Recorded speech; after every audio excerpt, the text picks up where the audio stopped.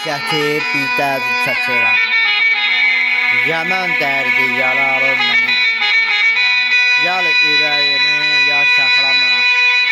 Qoy ürəyini həsrət yalarım. Dəhdimi yalıdıca ağlayıram mən. Ürək yaralı, ürək çəkər. Üstünün həsrəti yoxsul gələr.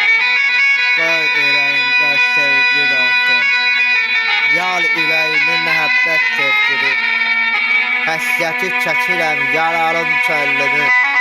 Qoy ürəyini həsrət illəri. Məni dərdimə üçün çəkir Allah. Dəhdimi yardıcı ağlayıram mən. Çöllümü yaralım çöllüm balıqla. Dərdim ürəyi kimin deyirəm. Qoy ürəyimdə sevər vaxtımı.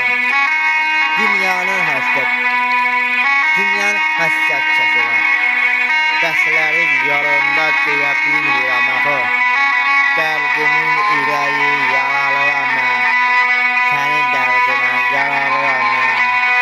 Sənin dərdin yaralıram mən. Qoyma ürəyimi sevər vaxtımdan. Həsrət ürək yalarım məndən. Sənin dərdinə sevmərəm daha.